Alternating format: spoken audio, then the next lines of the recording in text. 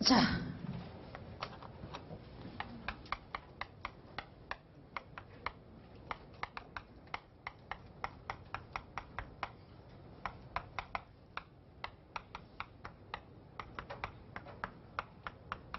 (1번과) (2번의) 차이점은요.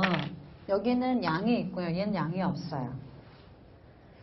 똑같은 말인데 단어 하나를 빼서 여러분 문자 하나 죄송합니다. 요 글씨 하나를 빼서 차이를 만들어요. 얘는 곡선 상의 이동을 나타내는 용어이고요. 얘는 곡선 자체 이동을 나타내는 용어입니다. 자, 저를 보세요, 여러분. A에서 B로 갔어요. 결과만 보세요. A에서 B로 갔습니다. 수요량이 증가했죠. A에서 C로 갔습니다. 역시 수요량이 증가했죠. 둘 다 원인만 다를 뿐이지 소비량은 늘었어요. 근데 곡선상의 이동인지, 곡선 자체의 이동인지를 구분하기 위해서 곡선상의 이동이면 수요량의 변화라고 하고 곡선 자체가 이동하면 양을 빼고 못의 변화라고 표현해서 수요의 변화라고 표현해서 어떤 원인 때문인지를 구분하기로 약속한다 이런 뜻입니다. 다시 갑니다. A에서 B로 가든 A에서 C로 가든 다 양이 증가하죠. 수요량이 증가하지만 곡선상의 이동은 수요량의 증가라고 하고 곡선 자체 이동은 양을 빼고 뭐라고 할까요? 수요의 증가라고 표현하기로 한다는 뜻이에요. 그냥 약속이에요. 이건 우리끼리 이렇게 하자라고 약속하고 그렇게 쓰는 게 원칙입니다. 그러면 수요량의 증가죠. 얘는 수요의 증가. 자, 보세요. 뭐라고요? 수요의 증가. 얘는 뭘까요? 수요의 감소 이렇게 표현한다는 뜻이에요. 자, 그러면 원인 갑니다. A에서 B로 가는 건 무엇의 변화에 따른 가격 하락에 따른 수요량의 증가. A에서 C로 가는 건 가격 이외 외생 변수의 변화에 의한 수요의 증가 이렇게 표현하는 거죠. 가격은 절대 충격을 주지 못합니다. 자체 이동은 내생 변수는 곡선 어디에서만 상에서만 이동이 일어나고요.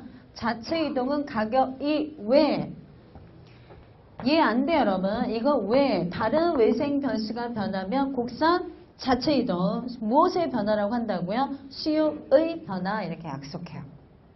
됐죠? 수요량이냐 수요냐 다시 갈게요. A에서 B로 변했다. 뭐가 변했기 때문인가요? 가격. 수요의 변화요? 수요량의 변화요? 수요량의 변화. A에서 C로 갔다. 가격 변화 있다 없다? 없다.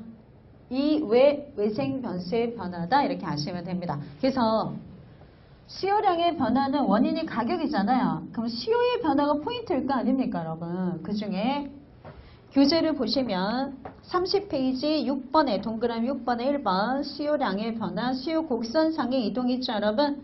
첫 번째 줄 수요량의 변화는 다른 조건은 모두 일정한 상태에서 밑줄 해당 재화의 가격 변화 해당 재화의 가격 변화가 수요량의 변화입니다. 첫 번째 줄이요. 자, 오른쪽 제가 밑줄을 그어드리는 이유는 첫 번째 복습을 하실 때는 전체를 다 읽으시고요. 두 번, 세 번 반복할 때는 밑줄만 봅니다. 타이틀하고 밑줄만 보고 넘어가면 포인트가 잡히기 때문에 복습이 빨라진다 이런 뜻이에요. 자, 오른쪽 수요의 변화 곡선 자체 이동 밑줄 그으시고요. 1번 수요의 변화란 해당 상품 가격 이외 밑줄 해당 상품 가격 이외 다른 요인들이 변했을 때 거기까지 밑줄입니다. 밑에 써볼까요? 무슨 변수? 외생 변수가 변했을 때 외생 변수. 자, 이런 수요의 변화는 한 장을 넘기시면 수요 변화의 요인 있죠. 소득의 변화 1번, 연간 상품의 가격의 변화 2개를 묶으시고요. 별표 2개입니다. 이 2개는 재정학에서 매번 따라다닙니다. 소득의 변화, 연간 상품의 가격 변화 이거죠. 소득의 변화, 연간 상품의 가격 변화입니다. 자, 이거 연습할게요. 지금부터. 이거 갑니다. 수요의 변화. 첫 번째. 자, 여러분 여기 보세요. 소득이 증가하면 내가 여러분 소득이 증가하면 재화 수요가 늘까요? 줄어들까요? 수요량이라고 썼지만 수요라고 읽습니다. 왜요? 위생 변수가 변했으니까. 자, 소득이 증가하면 수요가 늘까요? 줄까요? 늘어요. 그러면 얘는 소득이 감소하면 소비도 줄겠네요. 이런 재화를 경제학에서는 정상재라고 합니다.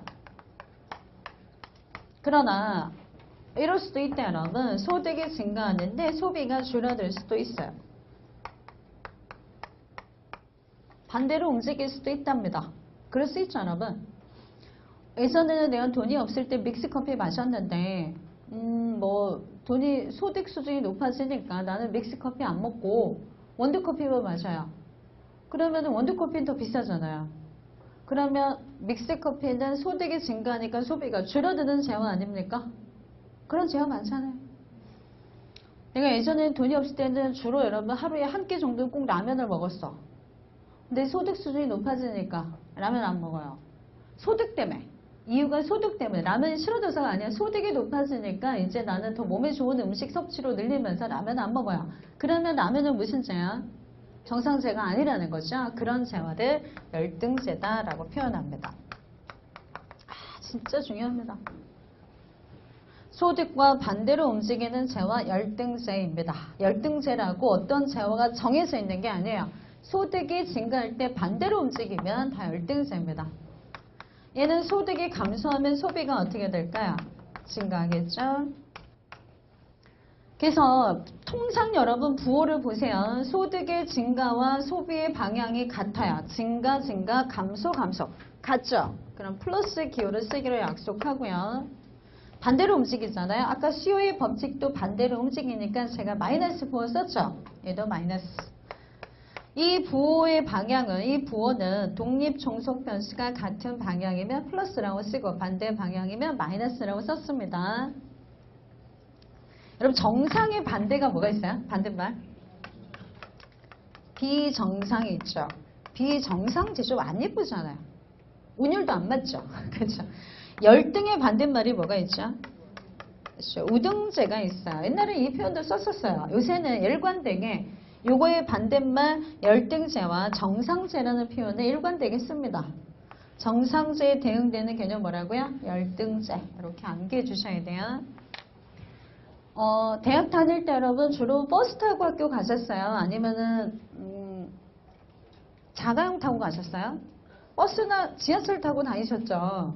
근데 내가 이제 취직하고 소득 수준이 높아지니까 자가용을 구입했어요. 그러면서 대중교통 이용이 줄었습니다. 그러면 대중교통은 무슨 재가 될까요? 열등제. 이해되시죠? 이렇게 판단하는 거예요. 그래서 소득이 늘자 소비가 줄었다면 그 재화는 열등제다 이렇게 말하는 겁니다. 내가 싫어하는 재화가 열등제라는 게 아니에요. 소득이 되니까 소비가 줄어드는 게 열등제다. 이렇게 암기 꼭 해주셔야 돼요. 자, 그러면 A점으로 옵니다. 여긴 D예요. 자, 제가 A점에 있었어요, 여러분. 소득이 증가했습니다. 어디로 갈까요? B, C, D 중에 골라주셔야 돼요. 자, 내가 소득이 증가하면 A점에서 어디로 이동할까요? 일단 무조건 탈락은 어딘가요? 절대 답으로 부르면 안 되는데 B죠. B는 무엇이 변했을 때만 움직일 수 있어요? 가격. 소득은 가격이 아닌 외생 변수의 변화이기 때문에 C 아니면 D로 잡아주셔야 되는데 소득이 증가했으니까 C로 갈 거나 그러시면 안 돼요. 얘가 정상제이면 어디로 가요? C. 열등제이면 D로 가요. 그래서 정상제, 열등제를 소득하면 바로 구분하시는 습관이 되셔야 돼요. 자, 그러면 정상제입니다. 소득이 증가했어요. 어디로 갈까요? C. 열등제입니다. 소득이 증가했어요. 그럼 수요가 감소하죠. 어디로 갈까요? D. 이렇게 잡아주시면 이 아이디어와 관련된 건 다 습득이 되신 거예요. 이걸 이해하셨으면 안 잊어버리시게 복습해 주십사. 이게 제 부탁이고요. 이건 다 됐네요, 여러분. 그 다음에 연관 상품의 가격 2번 가겠습니다.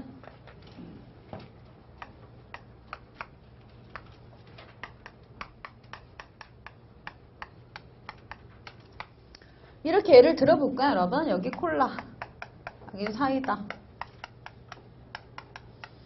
콜라하고 사이다는 사람마다 좀 다를 텐데요. 저는 대체제입니다.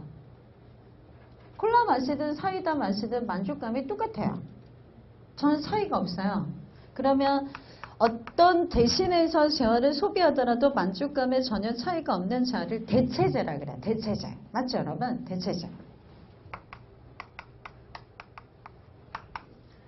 자, 콜라 사이다가 여러분 제가 생각하는 제 입장에서 선호 체계 중에 여러분 저는 대체제입니다. 자, 그러면 얘가 먼저 변해요. 얘가 변해요. 왼쪽 오른쪽. 왼쪽 오른쪽 뭐가 변하죠? 자기가 좋아하는 음료수를 고르지 마시고요. 왼쪽 오른쪽. 얘가 독립변수잖아요. 얘가 변해야 제가 충격을 받아요. 얘는 받는 아니까 가만히 있는 거예요. 얘만 움직입니다. 그럼 그 다음에 얘가 충격을 받고 변하는 거죠. 그러면 사이다 가격이 오르거나 떨어질 거 아니에요? 떨어진다 해볼게요. 사이다 가격이 떨어졌습니다. 자, 여기 이미 CO의 법칙이 들어있어요. 사이다 가격 떨어지면 사이다 먹어야죠. 콜라를 먹을 이유가 없잖아요. 그러면 콜라 소비는 어떻게 될까요? 그렇죠. 줄어듭니다. 이해됐죠? 반대로 사이다 가격이 폭등했어요. 사이다 안 먹죠? 뭘로 소비가 옮겨갈까요? 콜라로. 둘의 방향이 독립 종속 변수가 같은 방향으로 움직이죠.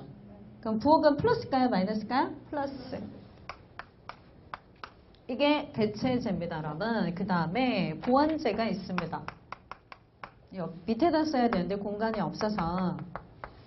보완제는 따로따로 소비할 때보다 함께 소비하면 만족감이 커지는 재화를 보완제다 이렇게 말합니다. 보완제는 굉장히 많죠. 뭐 커피의 보완제는 뭐가 있을까요? 커피 자체에 첨가하는 설탕도 있을 거고 커피라는 것 자체를 함께 소비하면 더 좋은 재화는 뭐 빵도 있을 거고 도너츠도 있을 거고 커피만 마시는 것보다 나는 빵과 함께 먹으면 더 기분이 좋아져. 그러면 그게 보완제가 되는 거죠. 누구도 부인할 수 없는 보완제가 여러분 휘발유 자동차하고 휘발유 없이는 자동차 안 굴러갈 거 아니야. 이런 건 또 완전 보완제라 그래요. 세트로 소비가 일어나는 것들. 샤프는 샤프심 없이는 못 쓰는 거죠. 이런 게 보완제가 되는 거죠. 그래서 보완제는 따로따로 소비할 때보다 두 재화를 함께 소비할 때 만족감이 커지는 재화다 이렇게 생각하시면 됩니다. 자, 그러면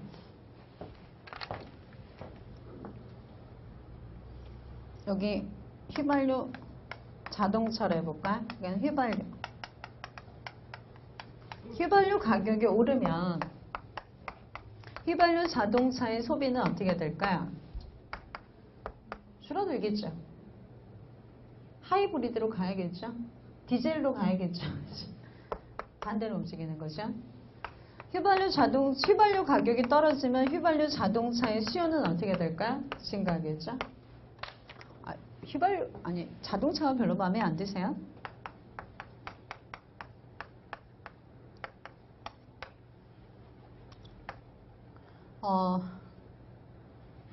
소주의 보완제는 뭐가 있나요?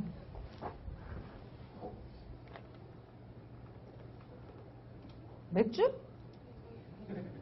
소맥이야?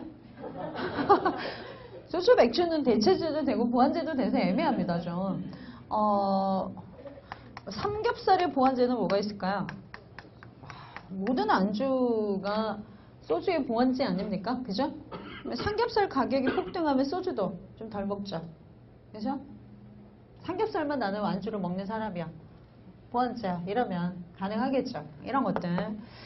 됐습니다. 그래서 보완제는 반대로 움직이는 재화다. 부호를 기억하시면 움직임이 빨라지기 때문에 부호를 써드리는 겁니다. 자, 이 점으로 옵니다. A점. 대체제는 어떤 방향? 같은 방향. 보완제는요? 반대 방향. 자, A점에 있어요. 대체제의 가격이 상승했어요. 그럼 해당 재화의 수요는 어떻게 돼요? 증가하죠. 이해되죠? 사례를 생각하면 쉬운데 생각할 시간이 별로 없기 때문에 대체제는 같은 방향. 자, 그러면요. A점에 있는데 대체제의 가격이 올랐어요. 어디로 간다고요? C. 증가. 수요 증가. 이해되죠? 자, 보완제의 가격이 올랐습니다. 해당 재화의 수요는 어떻게 될까요? 감소. A에서 어디로 가요? D. 이렇게 반대로 움직이면 보완제. 같은 방향이면 대체제 이렇게 기억을 해주셔야 돼요. 자, 여기까지는 재정학에서 따라다니고요. 나머지는 상식입니다. 저를 보세요. A점에 있었는데 소비자 수가 이전보다 많아졌어요. 어디로 갈까요? B, C, D. C죠. 가격 아니잖아요. 그러면 B 탈락. C, D 중에 소비자 수가 늘면 아무래도 커피 소비가 한 잔이라도 어때요? 늘겠죠. 상식입니다. C로 가고요. 광고가 막 여러분 TV에서 나오고 있어요. 광고의 효과는 소비를 늘리는 거 아니에요? 통상. 그러면 A에서 어디로 가요? C. 이런 식으로 여러분 나머지 오른쪽 페이지에 나와 있는 건 상식들이다 이런 의미입니다. 이거는 포인트는 아니지만 기본적으로 상식선에서 기억해 주시면 되고요. 소비자의 기호 3번. 소비자의 예상. 이거 한번 해볼까요? 한 재화의 가격이 상승할 걸로 예상되면. 자, 예상 가격의 상승이지 해당 재화의 가격 상승이 아니에요. 그러면 내생 변수예요? 외생 변수예요? 외생 변수입니다. 자, 이 점에 있는데 가격이 오를 걸로 예상되면 지금 사야 돼요? 오른 다음에 사야 돼요? 지금 빨리 사놔야죠. 그러니까 소비가 어때요, 여러분? 증가. 이해되시죠? 네. 인구, 광고의 증가 다 설명드렸고요. 더 알아보기는 참고입니다. 심심하실 때 한번 읽어보시면 되고요. 교재 여러분 왼쪽 페이지 32페이지 소득의 변화 있죠? 정상제 찾으셨나요? 1번 정상제 옆에다 여러분 부호를 쓰겠습니다. 플러스 열등제 옆에다 부호를 쓰겠습니다. 마이너스 그 다음에 저 밑에 여러분 표가 보이시죠? 연간 상품의 가격 대체제 옆에다 플러스 보완제 옆에다 뭐라고 쓸까요? 마이너스 3번 독립제 별표해 주세요. 두 제가 아무 상관이 없는 제와 독립제라고 합니다. 여기가 여러분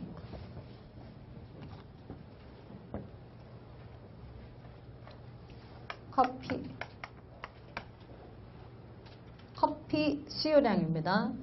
YJ가 뭐냐면 신발 가격. 신발 가격과 커피 수요량은 상관이 있을까요? 서인형인 있겠네요. 신발을 좋아하니까 가격 오르면 돈이 줄어. 소비가 줄어들 수도 있겠죠. 근데 직접적인 관련은 없다는 거죠. 이런 게 독립제. 두 제가 아무 상관없어요. 독립제도 재정학에서 다루는 용어라서 별표를 해드렸고요. 자, 이제 여러분 교재 보고 정리하도록 하겠습니다. 28페이지로 돌아오세요. 자, 동그라미 2번 수요 함수 보세요. 수요 함수란 해당 재화에 대한 수요와 그 재화의 수요량에 영향을 미치는 요인들의 관계를 함수 형태로 나타낸 것을 말합니다. 그래서 펑션 다음에 있는 px부터 끝까지 여러분 묶으시고 독립변수라고 한번 써볼게요. px 가격 이렇게 전부 묶으시고 이렇게 독립변수 이렇게 쓰시고 아까 안 쓰신 분들 원인 변수 한 번 더 써주시고요. 얘는 뭔가요? 종속 변수 이렇게 결과 변수 써주세요.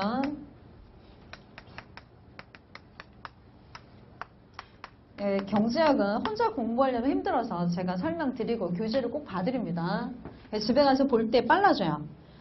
자, 그 다음에 여러분 그 밑에 줄 갑니다. 재화의 수요에 가장 큰 영향을 미치는 건 가격이므로 다른 변수는 일정하다고 가정하는 밑줄 부분 균형 분석. 그걸 이용해서 X제 수요 함수는 오른쪽 페이지 해당 재화의 가격과 수요량만 가져왔고요. 3번 다른 조건이 불변일 때 어떤 재화의 가격이 상승하면 그 재화의 수요량이 감소하고 하락하면 수요량이 증가하는 법칙을 밑줄 긋습니다. 즉 해당 재화의 가격과 수요량의 역의 관계를 수요의 법칙이라 한다. 밑줄 쭉 그어두시고요. 자, 수요 곡선 동그라미 4번 갑니다. 두 번째 줄 가격과 수요량의 음의 상관관계를 보여주는 곡선 밑줄. 근데 그래프는 직선으로 그렸잖아요, 여러분. 근데 왜 곡선이라 그래요? 곡선으로도 그립니다. 근데 직선도 곡선의 하나의 종류일 뿐이에요. 그래서 그냥 넓은 의미로 수요 곡선이라 하고요. 그래프는 대부분 직선으로 그립니다. 분석하는데 직선이 편하거든요. 문제를 만들기도 편하고. 자, 5번 개별 수요 곡선과 시정 수요 곡선 별표 하나입니다.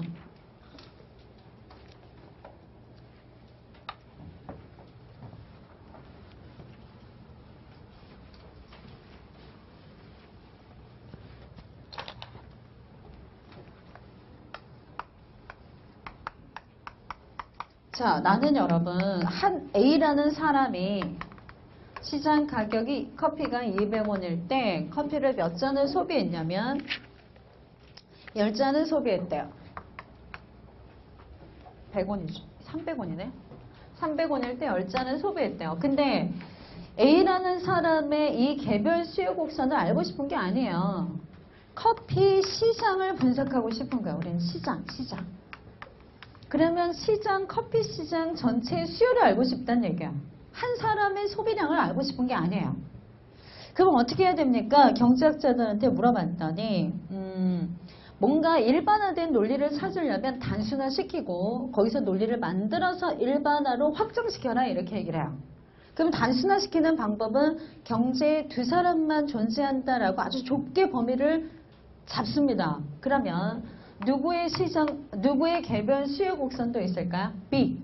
두 사람만 있다고 단순화시켜요. 그럼 B도 가격이 300원일 때 B 너는 몇 잔을 소비해? 물어보니까 나는 20잔을 소비해. 그럼 여러분 두 사람만 있다고 가정을 하고요. 두 사람의 수요 곡선을 구했어요. 그럼 이 두 사람의 수요 곡선을 합하면 뭐가 돼요? 시장이 되는 거 아니야? 이렇게 단순화시키고 시장을 끌어내요. 그러면요.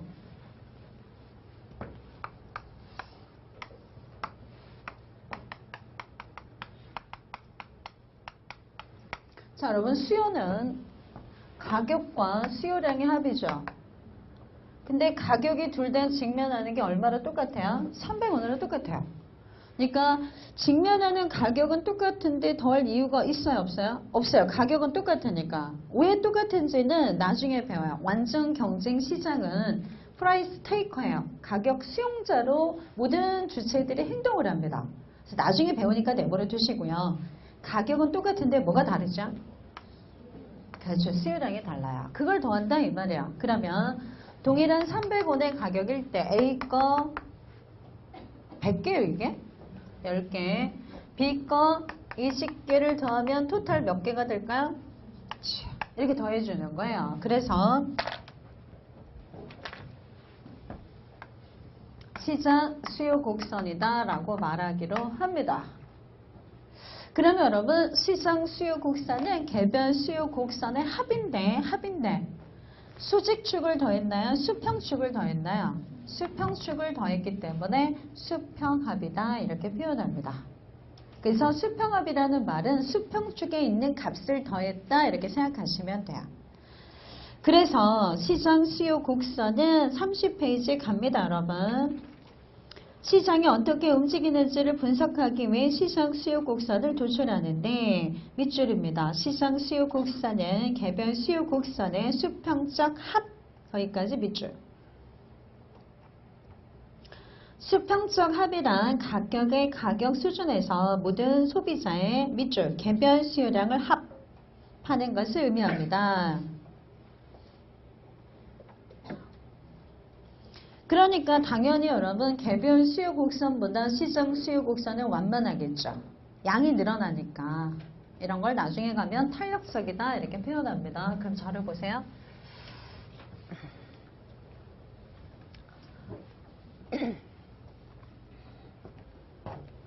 두 명만 있는 게 아니라 1000명이 있어요. 어떻게 하면 될까요?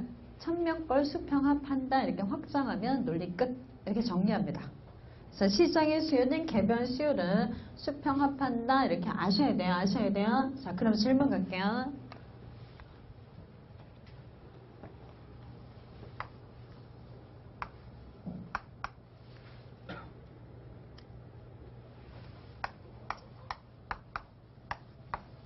드디어 나왔네요. 자, 여기 보세요. 진짜 이제 중요한 겁니다. 교재 없는 거야. 이런 걸 잘 하셔야 돼요. 이런 거를 설명을 안 해주면 너무 배운 지가 오래돼서 헷갈려요, 사람들이. 자.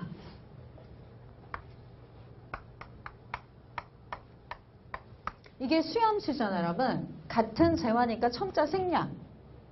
그러면 얘가 수요함수인데 가격이 독립변수고 얘가 종속변수니까 Q는 하고 정리한 식으로 나타낸 거예요. 몇 차씩? 그렇죠. 자, 그럼 뭐랑 똑같아요, 여러분? 우리가 보통 1차식은 Y는 뭐 이런 식으로 쓰는 거 아닙니까? 그죠? 자, 그러면 절편이 얼마인가? 절편. 200. 기울기 2라고 하면 큰일 난다고요. 그래서 설명을 드리는 거야. 그냥 아무 생각 없이 보면 1차 식이니까 요 함수대로 쓴 거 아니야. 이와 이 아까 말씀드린 것처럼 a-bx니까 절편, 기울기 아닙니까? 이런 뜻인데 우리가 여러분 어디 갔니? 멀리 있네? 경제학은 이래서 여러분 쓰레기 같아요. 계속 왔다 갔다 합니다. 수학하고 연결이 안 되는 부분들이 우리를 힘들게 해요. 자, 보시면은 이제 이거 잘 듣고 쉽습니다. 어렵지 않아요. 보세요.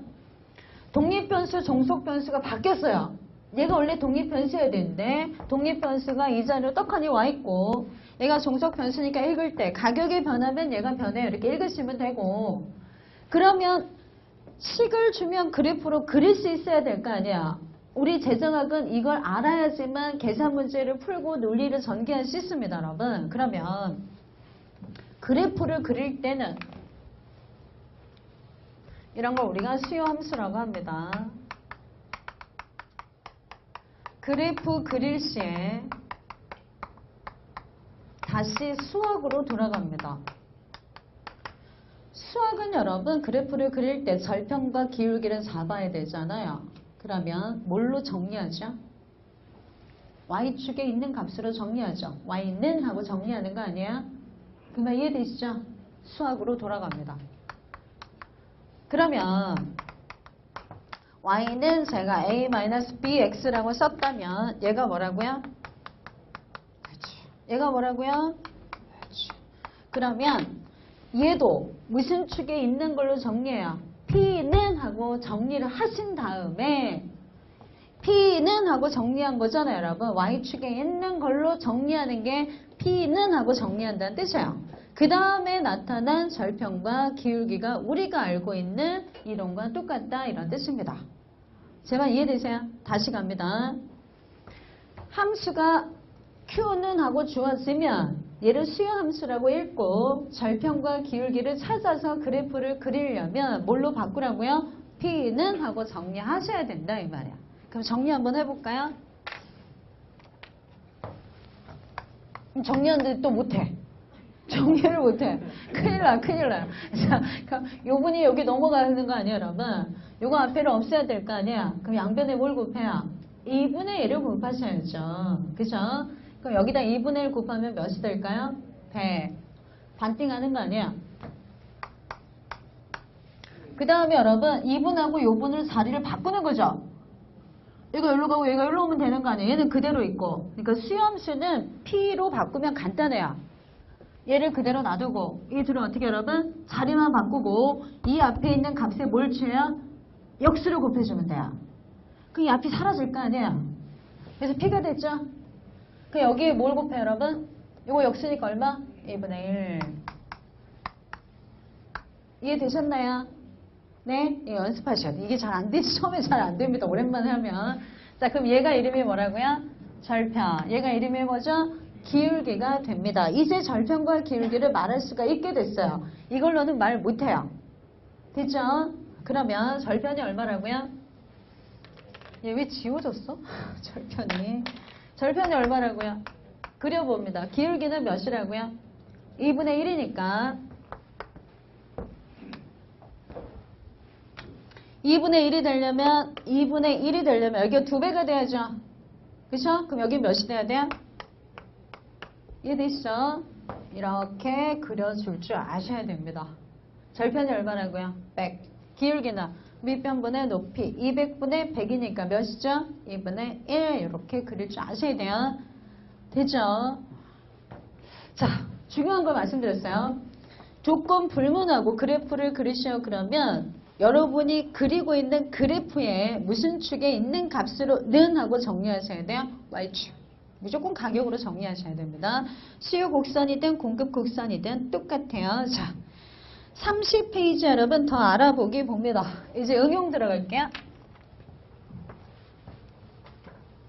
그래프로 시장의 수요 곡선을 구하는 방법을 봤고요. 이제 여러분 식으로 구하는 방법을 보여드릴게요. 자, A의 수요 곡선이 P는 B의 수요 곡선도 주어졌네 여러분. B의 수요 곡선은 200-3분의 1큐. 여러분 저를 보세요. 이렇게 하면 학자들이 뭐라고 하냐면 수요 함수라고 그러고요. 이렇게 주면 이거 둘은 같은 개념이야. 수요 뭐라 그럴까요? 곡선이라 그래요. 곡선을 그릴 때는 얘로 그리는 거잖아요. 절편과 기울기. 얘는 원래 우리가 알고 있는 함수식의 표현이잖아요. Q는 펑션. 뭐야? P에 관한 식. P. Q는 P 이거니까. 어디 갔니?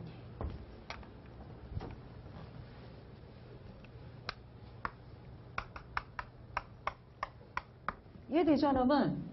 함수는 이렇게 표현했잖아, 아까요. P로 정리하면 곡선 그릴 때 쓰는 표현이잖아요. 그래서 지들이 P를 위해서 수요함수, 수요곡선 이렇게 줘요. 그러나 이 둘을 혼용해서 씁니다. 이렇게 주고 수요곡선이라고 그래요. 왜? 같은 개념이니까. 제 말 이해되세요? 그러니까 어떻게 쓰든 그냥 헷갈리지 말고 그냥 수요곡선인가 보다 이렇게 일관되게 받아들이시면 돼요.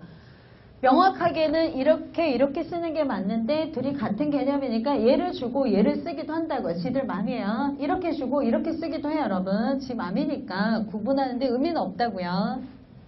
자, 그러면 수요 곡선 A, B가 이렇게 주어져 있어요. 시장의 수요를 구하래요. 그럼 어떻게 하면 될까요? 더해요. 자, 그런데 이렇게 더하면 P는 하고 정리되어 있는 이 값, 여러분 P는 이 말이 얘가 P란 뜻이잖아요, 지금. P는이니까 이퀄이니까 등호 표시가 그거잖아요. 그러면 이 둘을 그대로 합치면 뭘 더한 거죠? 가격을 더하는 거죠. 안 된다는 얘기야. 뭘 더하라고 했죠? 수평축 수량을 더해야 돼요. 그러면 시장 전체의 수요를 구하려면 뭘로 정리한 다음에 그렇죠. Q로 정리한 다음에 더해 주셔야 돼요. 그렇죠? 그래서 Q로 정리 들어갑니다. 무슨 합이야? 수평합. 연습할게요. 이거 없애야죠. 그럼 뭘 곱해요? 2 곱해야죠. 그러면 200. 이 둘이 자리 바꾼다 그랬죠. 그럼 마이너스 2를 곱했으니까 뭐가 될까요? 이거 갑니다. 뭘 없애야 될까요? 3분의 1을 없애야 되니까 3을 곱해야겠네요. 여기 3 곱하면 몇이 될까요? 둘이 자리 바꾸고요. 3 곱했으니까 몇 P? 3P. 이제 더해 주시면 Q, A 더하기 B가 되고요. 수평합이죠. 수량을 더했죠? 몇인가요? 이해되시죠? 네, 두 가지 방법으로 확인했습니다. 재정학에서 고급 난이도가 이제 이런 걸 알아야지 풀 수 있는 아이디어가 돼요. 재정학에서는 수직합을 합니다. 이건 수평합이죠. 사용제, 공공재는 수직합을 해요. 계산 문제야. 나중에 필요하니까. 자, 그럼 이거 하나 써놓을게요, 여러분. 오른쪽에 빈 공간이 있죠. 왼쪽에다 쓰셔도 되고요.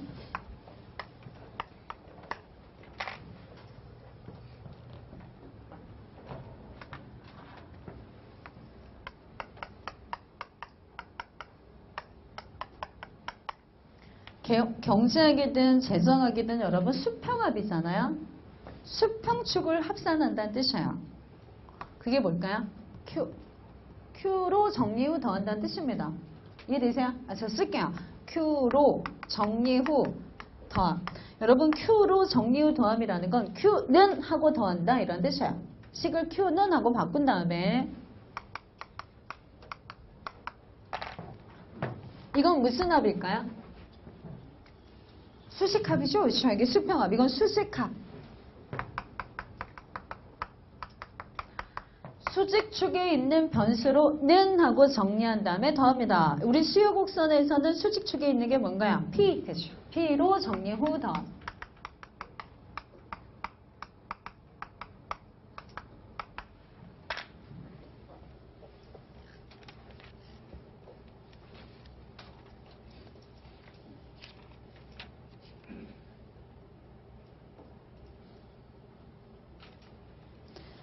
자, 여기까지 하고 공급은 굉장히 빠른 속도로 갈 거예요. 수요가 중요하지 공급은 많이 중요하지 않고요. 반대로 나타나기 때문에 굉장히 쉽습니다. 여러분은 쉬는 시간에 43페이지에 있는 1번과 2번을 풀어보시면 굉장히 쉬우실 거예요. 1번, 2번, 4번을 한번 풀어보시면 좋을 것 같습니다. 3번은 우리가 아직 안 배운 게 있어서 좀 놔두시고요. 10분만 쉴게요.